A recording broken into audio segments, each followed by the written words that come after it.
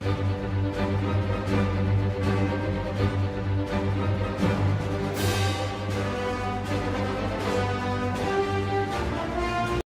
morning. Today our guest is Kathy Ma'am, who is educator of communicative English in IIBM.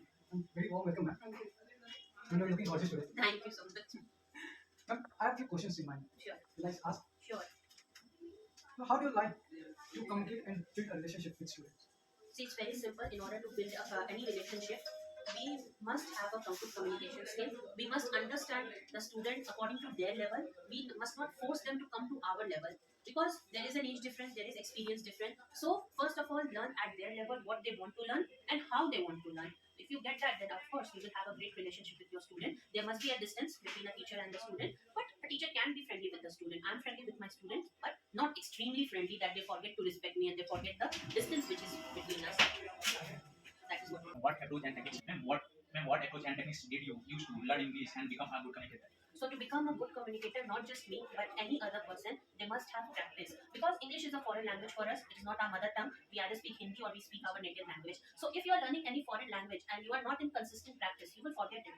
No matter how good your grammar is, how good your written English is, if you're not consistent, you are going to forget it. So I always try to be in practice. I speak in English with my students, my family, my colleagues, and even when I see any kind of you can say any kind of web series, movies, I see it in their own language, sometimes with English subtitles, sometimes without it, so that I'm able to catch their accent. Not that I don't want to be a pro in Indian accent only, as well as American and British accent. So that this is how I learn. I keep on reading books. I have a habit of reading. I love reading, in fact, and that's my only hobby. And I read all the good books, not just the romanticized novels or anything. I read Kushwan Singh. I read Shashi Tharoor's book. I really like the way he uses his vocabulary. So that is how I think you are going to become a pro in any language, whether it's any kind of foreign language. Practice is the key to success. And second question is, what tips you would give to someone who stutters during miscommunication to help them overcome this challenge? Okay, first of all, you should not see it as a weakness. Don't see it as a failure. If you are not so strong in that area, fight for it. Just keep on practicing. Just don't give up. Until and unless you are succeeded in that thing, don't give up. And one day, nothing is more powerful than a human willpower. So one day you will go there. If you stutter now, you may not stutter in the future. I used to stutter a lot.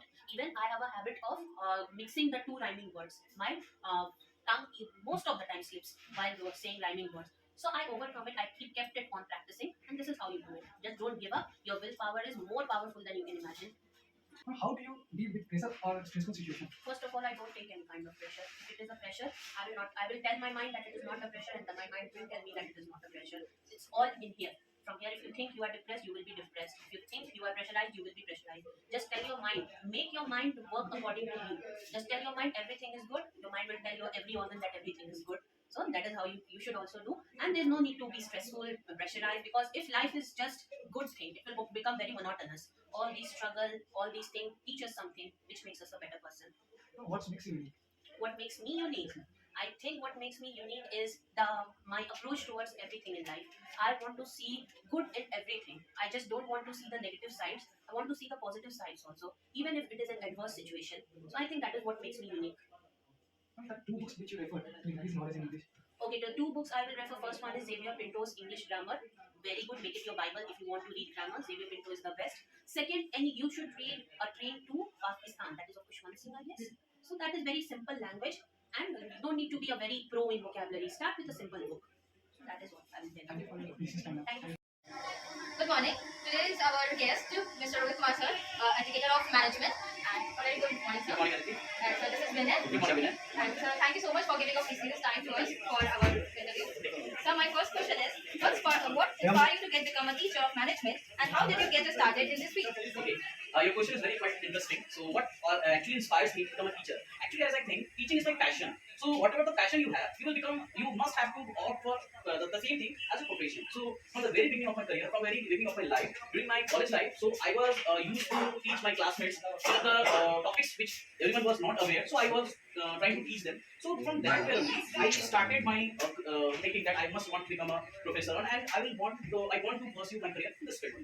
Okay. So my question is, what method you use to teach and help understand complex topics? Yes, this is something which is, I don't think this is not secret with all of you because you all are my students. So my best method for teaching is just to explain the topic with an example, with a practical life example. If we are explaining anyone, practical life example, the students will get aware what are the courses, what are the topics we are talking about. So as I think I'm opting or I'm trying to use the practical method of learning, and that's why as I think some of our students also got satisfied. So, my next question is from you, that how do you like to communicate and build a relationship with students? As my point of view, I just want to become a mentor so that they can share all their aspects with me, and I just want to know each and every his pros and cons so that I can excel or I can just guide the right path for them. So I just want to become a mentor as a moreover than a professor, as a mentor. So my question is, what suggestion would you give to a new employee to grow at their jobs? My suggestion from my side is just to work hard and just to work confidently. Because as I think, the confidence is the mantra for success. If a person is very much confident, he can do everything. He can do any type of work, right? So as I think, every new employees or every new joinees must have been confident so that they can excel their career, and at the same time, they must opt the same profession, whatever the passion they are opting for. If they are not having any type of passion on that work, they never grow up in that type of job, and they will get frustrated, and after some time they will leave the job. So as I think, he must pursue this passion. So, what is your biggest weakness and your strength as a teacher? My biggest weakness as a teacher is sometimes I get very much attached to my students. Like in my personal career as a teacher, some moments come when I personally get attached. Whenever the students completed their courses, they left the job, they left the college. So I'm feeling very much attached with them, and I'm from my side, I'm very much emotional. So that is my weakness as I think. Teaching is really helpful. Sure, And it also will our blood to circulate that really help our Sure. health. Yes, obvious. Thanks, sir. Have a good day, and once again, very much for giving your time. Good morning. Today we have our guest, the Managing Government Educator Nirupam Thakur. Good morning, sir. Good morning. Very warm welcome, sir. Thank you. It's our honor to welcome to our show. So pleasure is mine. I'm Yashu, and she's Aditi. I have some questions. And we have guests, please. So my first question is, while in your academics, what practice skills was doing in different classes?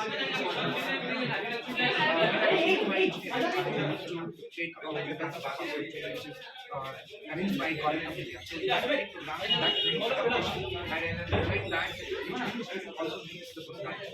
They have the technical knowledge, but apart from the technical knowledge, they also need some kind of touch or texture to explore their technical skills in an excellent way.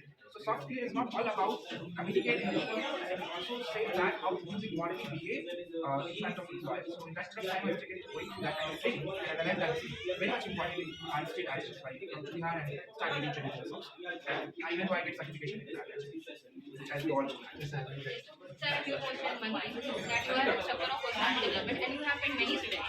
So that I want to ask, while speaking in front of public, how we can overcome our hesitation and fear? See, it is all about how much you practice. Public speaking is not just an easy thing you can say. Right? Public speaking is a very much, you need a practice to speak in front of the person. Apart from that, whenever you get a chance to speak in front of people, you feel like I know everything. There's a mindset you have to utilize. This is the psychology you have to utilize while speaking or addressing people. And so how you approach while working with students while working with the students to overcome to give them different styles of learning and training with personalities.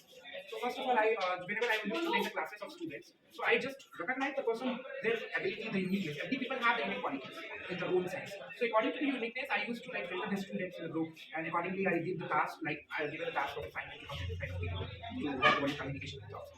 So likewise, I just want to brush up the student, and accordingly they will definitely force themselves and become very much enthusiastic to complete the activities and tasks. So that I always use. Second, you have successful communication around it you have used in the past. I work with Hats and Development Mission, which is concerned with labor resource department. I have 5 years contract with Bihar government graduate, so I work over there, even though I get appreciated by the governor of Bihar with the opportunity for this. Right now, from a couple of years, I'm concerned with IIBM. Last 2 years, I'm with a from my professional architect, and yes, I can say that it's been a very much good benchmark we had. So can you give some advice for personality development that we can apply in our daily life? Always try to recognize yourself. That is my constant advice I always do. Be a practice. See yourself, self-confidence and self-confidence. How much quality you have and how you can brush up yourself with the help of your own tools. I am definitely ready to give you guidance. So how can we know that how to find ourselves that what are the quality we have? Okay, so this is a very good question. I really appreciate that question. One of the processes which you mentioned in the software is intuition. Intuition is the process through which you can find out yourself. You cannot you cannot find out in one day. It will take time, but you have to make yourself patient and calm. Then after a month or days, you can go your qualities in this case.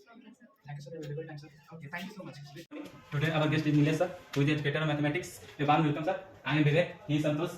I have few questions for you. The first question is how you cooperate with non-mathematical background students while teaching. Okay, very nice question. Students who have not the mathematics background, it means after the completion of the 10th, at the level of 10th they have studied the mathematics, at the level of 10th plus 2 they have not studied mathematics, that is the mathematical background it means. At the time of the taking classes, when I take the class of the mathematics, when I have to teach the subjects, topics like calculus, integrations, differentiation, that has been mentioned in 10 plus 1 and 2, that has not been mentioned in the class 9th and 10th. So it will be the new topics for the students who have not the mathematics background. So if directly I will try to make understand to the students who have not the mathematics backgrounds, directly starting from the calculus, they will find themselves under the grip of confusion. Sometimes due to hesitations, maybe due to the age group, in this age group students have so many calls for hesitations. So they will not ask in the class, maybe. Under these circumstances, at first I take some additional classes in which I try to make understand to you about the basic concepts of the mathematics. After the completion of this type of formality, where I will make the basic concepts, where I will make a level the basic concepts to the students, after the completion of these additional classes, I take the main topics that have been mentioned under the syllabus.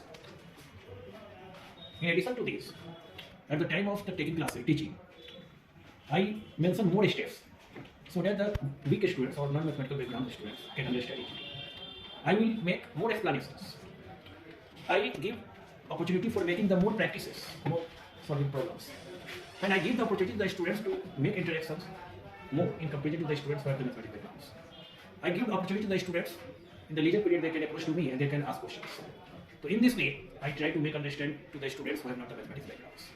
More practices, more doubt clearance, more explanations, more mention of the steps, and the classes for the basics. These are some ways by which I try to make understand to the students who have not mathematics background. Okay. Sir, my first question is what do you find so frustrating about teaching? I never find myself frustration.